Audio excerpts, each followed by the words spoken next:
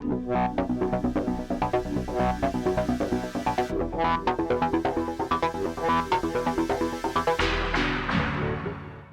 to the Deep Dive. We cut through all the noise to get you the key insights. And today, we're zoning in on profitable games. Which ones actually have potential for you to earn? Exactly. We know you want the info fast, maybe those aha moments, without getting totally swamped. Right. So we looked at your sources, mostly YouTube transcripts talking crypto, NFTs, play-to-earn games. And our mission today is pretty clear. Find the games with real profit potential now and coming up soon, and help you figure out which might be a good fit. Okay, let's quickly cover the basics. Play-to-earn, simple concept, right? Yeah, you play games, you earn crypto or these unique digital things called NFTs. And these can actually be turned into, real money. We're not just talking pennies here either. The sources mention anything from a few bucks to potentially thousands. That's the hook. Oh. But, and this is a big but, not all these games are created equal when it comes to actually earning. Some just don't have big enough reward pools, or they're too hard to cash out. So our job here is to pinpoint the ones that do stand out, where the rewards are significant. Precisely. We need to identify where you can realistically make something worthwhile. Okay, let's dive in then. What's looking hot right now for high rewards? Mantle Game Fest definitely jumped out. Oh yeah, that's a big one happening right now on the Mantle blockchain. And Mantle isn't some small operation, it's a major crypto project. And the prize pool is massive. 300,000 Mantle tokens, which right now translates to over 200,000 US dollars. That's a serious amount up for grabs. Wow. And it's not just one single game, is it? It's like a whole event. Exactly, a game fest. Different games, different weeks, different genres. You've got Party Icon, which is like a shooter runner. Okay. Other World, which uses AI. L37, the source mentioned waifus. So, variety. Which means there's likely something for everyone's taste, right? More chances to find a game you actually enjoy and potentially earn from. That's the idea. And we saw this anecdote, right? Someone on Discord apparently made 65 Mantle, like 50 bucks, in one day. Playing Party Icon. Yeah, playing Party Icon. And get this for free. Okay, that's the kind of thing we're looking for. Free to play, real earning. Is there a catch? Like, how do you get in? Well, you do need to use something called the Hyperplay Launcher. But the sources made it sound pretty manageable. All right. So Mantle Game Fest is a big current opportunity. What else? Treeverse on Immutable kept coming up. Yeah, Treeverse is definitely generating buzz. It's an MMORPG built on Immutable. And visually, it's supposed to be quite impressive. Proper 3D graphics, not the usual pixel stuff sometimes. And easier to access, too. I think it had mentioned Epic Store, App Store. Google Play Store, too. Yeah. So it should be available pretty widely. But the profit angle, that seems tied to a big airdrop they're planning. Absolutely. That's the main draw right now. They're planning to give away almost 3% of their total token supply. 3%. How much could that actually be worth? Well, the source threw out a hypothetical valuation, right? If the game hits, say, $30 million valuation, that 3% airdrop could be worth between $800,000 and maybe even $1 million. Yeah, total. Wow. Okay, that's a significant pool. And how do you get a piece of that? Is it just random luck? No, and that's important. It's mainly based on a leaderboard system. So it rewards active players' skill and effort. That sounds fairer. Less about just getting lucky. And they specifically mentioned fighting against auto-clickers and people using multiple accounts, trying to keep it legit for real players. Okay, but there was that small catch, wasn't there? A buy-in. Yeah. You do need to spend at least $5 in their in-game shop to be eligible for the airdrop. $5? Okay, that's not a huge barrier. Probably helps weed out bots, too, I guess. Likely, yeah. And while holding Immutable's main token, IMX, or their NFTs, might give you some multipliers. Right. They're still calling the game free-to-play, free-to-win, which suggests those multipliers aren't, game-breakingly huge. You can still compete without dropping tons of cash up front. Good to know. So, sticking with Immutable, this idea of earning gems across their whole ecosystem seems interesting, too. It's not just about one game like Treeverse. Exactly. It's a broader play by Immutable. You earn these gems doing various things, social tasks, playing different games on their platform. It's like Treeverse gives you 400 gems, Guild of Guardians gives over 575, things like that. And the cool part is, these gems aren't just points. You can now actually swap them for IMX tokens. Real crypto. Okay, so how does that work? You collect gems? You collect 500 gems, then you can claim a key. These keys have different rarities, common, rare, epic. And the rarer the key, the better the potential payout in IMX. That's the gist. We saw examples in the sources of people getting like $2,000 worth of IMX, $500. One person got 66 IMX, which was about $30. Yeah. So it varies, but it's real value. Just for engaging with the platform and playing games, that's pretty neat. Guild of Guardians got a specific shout out, didn't it, for gem rewards? Yeah, the sources flagged that one. High gem rewards, plus its own token, GOG, has apparently been doing well recently, up like 40% in a week. So good synergy there for earning potential right now. Okay, moving on from Immutable. Spriteland on the Ronin network. That one sounded potentially huge reward-wise, but maybe a bit riskier. That's a fair summary. It's new, looks a lot like Pokemon visually. The big hook is the revenue share. How much are they sharing? Get this, Yeah. 90%. They're giving back 90% of the revenue generated as rewards to players. 90%? That's incredibly high. It is. They compared it to another game, Cambria, which apparently gave out $1.3 million in rewards in one season using a similar model. So massive potential if Spriteland gets traction. Massive potential. Plus, they're doing a big token airdrop too, 10% of the total supply. Okay, so what's the catch, the risk factor? Well, it's new, and the developers aren't widely known yet. So there's always that risk with newer projects. Investing heavily might be speculative. Right. High potential reward, but also higher uncertainty. Worth keeping an eye on, maybe participating cautiously. Definitely. Especially with those potential early rewards. Another one mentioned for current earning was Engines of Fury. Yeah, its first season's final act, The Infection, is happening now. It's an RPG, and people seem to like the earlier parts. And there are ongoing airdrops. Tokens and Genesis NFTs, yeah.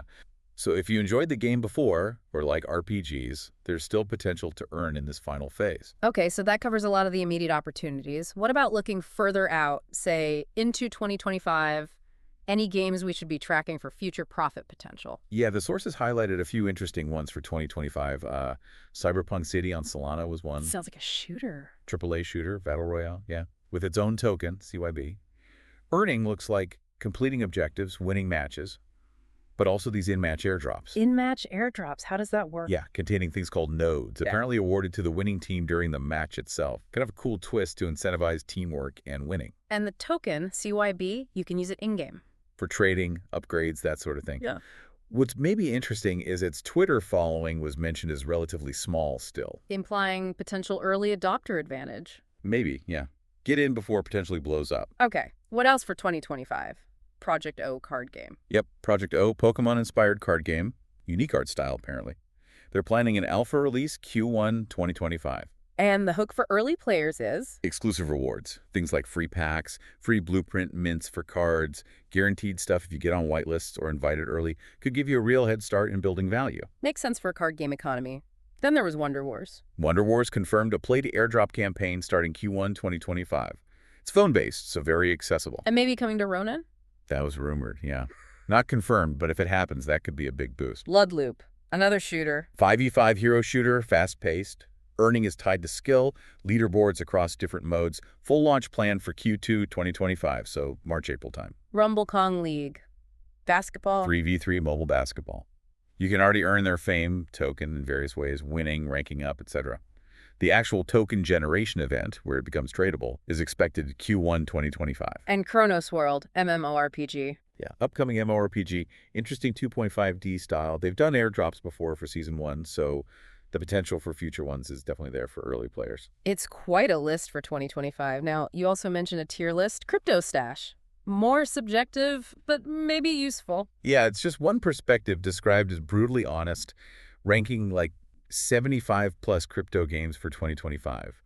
Can give you a feel for perceived quality, which often correlates with long-term potential, even if profit isn't the only factor in the ranking. So who did they rate highly? S tier. Let's see. Off the Grid, Battle Royale, Parallel TCG, card game, Wildcard, another card game, mobile, Sparkball, mobile sports. These are games they think are top-notch gameplay-wise. And some A tier ones. Good, but maybe not quite S. Right. Wanderers, Roguelite Deck Builder, Duper, Poker Strategy, Shatterline Arena FPS, Compete, Battle Royale Kart Racing, Forgotten Universe, MMORPG, Dookie Dash Unclogged, Infinite Runner, Cypher, Roguelike. A good mix of genres in there. Interesting that some pretty hyped games landed in B tier, though, like Treeverse, which we discussed earlier, and Axie Origin, the sandbox. Yeah, B tier suggests they still see potential, but maybe have some drawbacks or just face really strong competition. It's not a death sentence, just a tempered view from this one reviewer. And then there was a wrecked tier for games they thought had major issues. Always good to get different viewpoints. Okay, let's pivot back to right now. May 2025, specific events happening that people can jump into. Definitely. Treeverse Season 1, the Shivers event, is ongoing. Multiple ways to qualify for airdrops, daily check-ins, leveling skills, leaderboard performance in dungeons. Sounds like a grind, maybe. Probably requires commitment, yeah, but the rewards could be worth it for active players. And remember that $5 shop purchase requirement for eligibility. Right, and within Mantle Game Fest, Old Ore is running. Yep, until May 7th. Hack and slash survival, Mantle token rewards for the top 1,000 players on the leaderboard, limited daily tries, and apparently no pay to win, which is good. Poland Survivors, Season 0. Yeah, kill everything type game. Missions, bosses, 2 leaderboards best score and total score. Performing well now could set you up for rewards in their future Season 1. Wonder Wars has another airdrop event starting soon. Second one, yeah. Starts May 6th, runs for 7 days. Contributes to their overall token airdrop pool, so another chance to earn if you're interested in that one. And Forgotten Runeverse has a Pixel event. May 5th. Opportunity to swap their Quanta token for Pixel tokens. Another potential earning or asset gaining opportunity within that ecosystem. Okay, tons happening right now. Finally, the sources also mentioned rankings from the Play to Earn platform itself. A different perspective again. Exactly. Just looking at their metrics for early May 2025, their top 5 hottest games were Axie Infinity, The Sandbox, Sorare, Rollercoin, and Veggies Farm. Axie at number 1. Still dominant then. Seems so, according to this platform. PvP breeding card game on Ronin, earning through battles, breeding land. They mentioned free starter Axies are available now too, which could lower the barrier for you to get started. The Sandbox at number 2. The Metaverse play. Yep, on Polygon.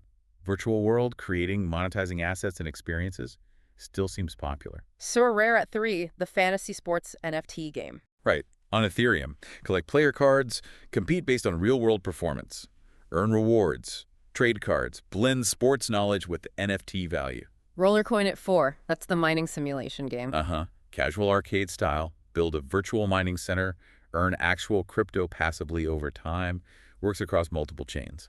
And Veggie Farm rounds out the top 5. Yeah, casual sim game on Polygon, farming, some PvP, earn their token, GMGM, trade NFTs, mix relaxing and strategic play. So wrapping this all up, it's abundantly clear there are, well, tons of opportunities in Play to Earn, from immediate danger to promising future titles. Absolutely, the space is buzzing. But the key takeaway for you is that the best game depends entirely on your preferences. Your preferred genre, how much risk you're willing to take, both time and maybe money, and what your actual goal is, right? Yeah. Short-term gains or long-term potential. Exactly. You need to find the right fit. So our advice would be explore the ones we talked about that actually sound interesting to you. Maybe dip your toes in with the free-to-play options first. Or jump into one of the current events like the Mantle Game Fest or the Treeverse event just to get a feel for it. See if you enjoy it. See if the earning feels real.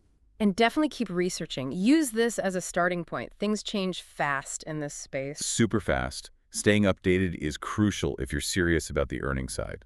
Okay, let's leave you with a final thought then. As these lines keep blurring, between just playing for fun and actually earning, how do you think these virtual economies are going to shape how we spend our time and maybe even our real-world resources in the future? Something to think about. The whole landscape is shifting.